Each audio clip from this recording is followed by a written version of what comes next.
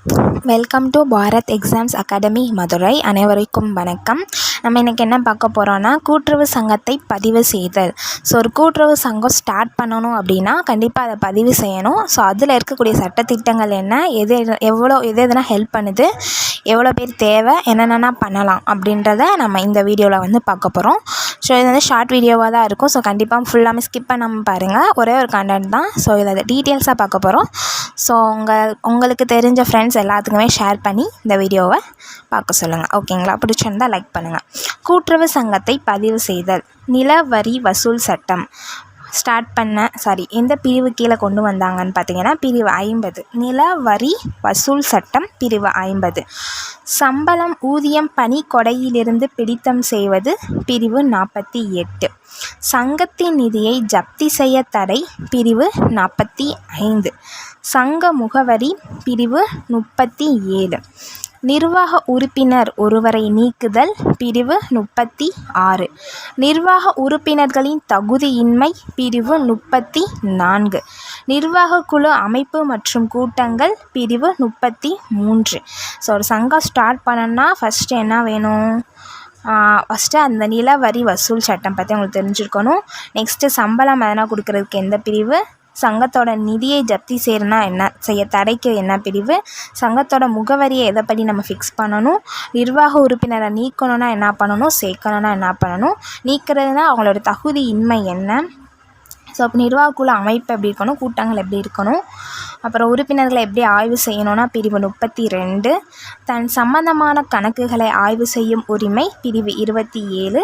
வாக்களிக்கும் உரிமை பிரிவு 26. உறுப்பினரை நீக்குதல் பிரிவு 25. சங்கத்தின் சேவையை பெறுவதற்கான உரிமை பிரிவு 24. தகுதியின்மைகள் பிரிவு 23, விதி 33 and 34. கூட்டுறவு சங்கங்களை பிரிக்க வழிவகை உள்ள பிரிவு 13. கூட்டுறவு சங்கம் பதிவு செய்வதற்கான விண்ணப்ப படிவம் எந்த விதியின் கீழ் இருத்தல் வேண்டும்னா விதி 3. இணை உறுப்பினராகும் தகுதி நிர்ணயம் செய்யும் பிரிவு 22. கூட்டுறவு சங்கத்தில் உறுப்பினராக தகுதி நிர்ணயம் செய்யும் பிரிவு 21. 2 அல்லது அதற்கு மேற்பட்ட சங்கங்களை பொது நன்மையை கருதி பதிவாளர் இணைந்து ஆணையிடுதல் பிரிவு 14. கூட்டுறவு சங்கங்களின் நேரடி துணைவிதி திருத்தம் செய்யப்பட்ட பிரிவு 12. கூட்டுறவு சங்கங்களின் சிறப்பு துணைவிதி திருத்தம் செய்யப்பட்ட விதி எண் 19. ஸோ விதி பிரிவு அதை கன்ஃபியூஸ் பண்ணாமல் படிச்சுக்கோங்க. கூட்டுறவு சங்கங்களின் துணை விதி திருத்தம் செய்யப்பட்ட பிரிவு 2 பிரிவு 11 விதி எண் 9. பதிவாளர் சங்கம் தன் வேலையை துவக்குதல் விதி எண் 8. துணை விதிகள் சிறப்பியல்புகள் விதி 6. முதன்மை அமைப்பாளருடைய கடமைகள் மற்றும் பொறுப்புகள் விதி எண் 4. பதிவுக்கான விண்ணப்ப படிவம் விதி எண் 3. பதிவு சான்று பிரிவு 10. பதிவு செய்தல் பிரிவு 9. பதிவுக்கான விண்ணப்பம் பிரிவு 8. பதிவுக்கான நிபந்தனைகள் பிரிவு 6. பதிவு செய்யக்கூடிய சங்கங்கள் பிரிவு 4. மறுபரிசீலனை பிரிவு 154. மேல்முறையீடு பிரிவு 152. கலைப்பு அலுவலரின் அதிகாரங்கள் பிரிவு 139. கலைப்பு அலுவலர் அல்லது கலைப்பாளர் சம்பந்தமான பிரிவு 138. நிறைவேற்றுதலுக்கான தீர்ப்புகளை கொண்ட பிரிவு 143. ஸோ இந்த 143 நம்ம எல்லாத்துலேயும் பார்க்குறோம். நிறைவேற்றுதலுக்கான தீர்ப்புகள். ஸோ அதனால் ஞாபகம் வச்சுக்கோங்க. தாவாக்களை தகராறுகளை தீர்த்தல் பிரிவு 90. தகராறுகளை தீர்த்தல் பிரிவு 90. தனி அலுவலர் நியமனம் பிரிவு 89. நிர்வாக குழுவை கலைத்தல் பிரிவு 88. தண்ட தீர்வை பிரிவு 87. நிதி உதவி வங்கி புத்தகத்தை ஆய்வு செய்தல் பிரிவு 83. ஆய்வு மற்றும் புலனாய்வு பிரிவு 82. விசாரணை பிரிவு 81 விதி எண் 104. தணிக்கை பிரிவு 80. பணிக்கொடை நிதி பிரிவு 79. வருங்கால வைப்பு நிதி பிரிவு 78. அலுவலர் அல்லது பணியாளரை பணி நீக்கம் செய்தல் பிரிவு 77. சங்க அலுவலரை அல்லது பணியாளரை பதிவாளர் தற்காலிக பணி நீக்கம் செய்தல் பிரிவு 76.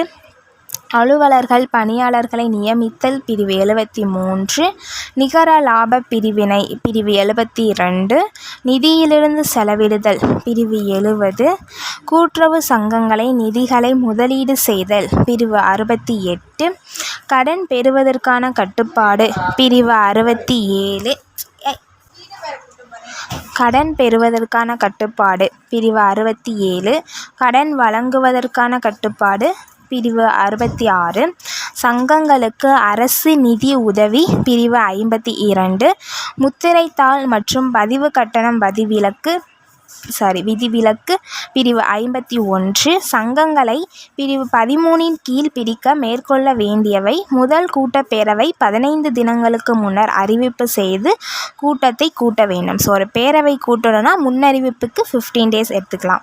முதன்மை தீர்மான நகலை உறுப்பினர்களுக்கு கடனீந்தோருக்கும் அனுப்ப வேண்டும். ஸோ ஃபஸ்ட்டு தீர்மான நகலை எல்லாருக்குமே நம்ம அனுப்பணும். 15 முழு நாள் முன் அறிவிப்பு கொடுத்து 2ஆம் நிலை பேரவை கூட்டம் கூட்ட வேண்டும். திரும்ப செகண்ட் பேரவை கூட்டத்துக்கும் 15 daysக்கு முன்னாடியே அறிவிப்பு கொடுக்கணும். 2ஆம் நிலை பேரவை கூட்டம் முடிந்த 7 நாட்களுக்குள் பதிவாளருக்கு விண்ணப்பத்தை அனுப்பணும். 7 நாட்கள் பதிவாளர் பதிவு செய்வாங்க. இடைக்கால நிர்வாக குழுவை நியமிக்கலாம். ஸோ 3 மாதத்திலிருந்து ஓராண்டு வரை நீடிக்கலாம். இந்த இடைக்கால நிர்வாக குழு 3 மாதத்திலிருந்து ஓராண்டு வரை நீடிக்கலாம்.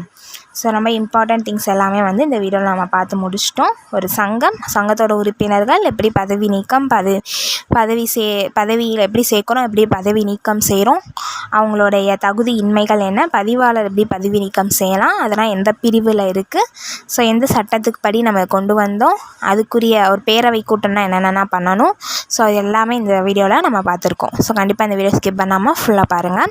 ஷார்ட் வீடியோ தான். ஸோ உங்கள் ஃப்ரெண்ட்ஸ் எல்லாம் ஷேர் பண்ணுங்கள். நெக்ஸ்ட்டு இதுக்குரிய நோட்ஸ் உங்களுக்கு வேணும்னு நினைக்கிறவங்க நம்ம அகாடமியிலேருந்து ஸ்டடி மெட்டீரியல் பர்ச்சேஸ் பண்ணுறவங்களுக்கு இந்த நோட்ஸ் ப்ரொவைட் பண்ணுறோம். ஸோ அதுக்குரிய டீட்டெயில்ஸ் வேணும்னு நினைக்கிறவங்க கீழே இருக்கிற காண்டாக்ட் நம்பருக்கு காண்டாக்ட் பண்ணுங்கள். Thank you so much. சப்போர்ட் பண்ணுங்கள். கண்டிப்பாக பிடிச்சிருந்தா வீடியோக்கு லைக் பண்ணுங்கள். Thank you so much.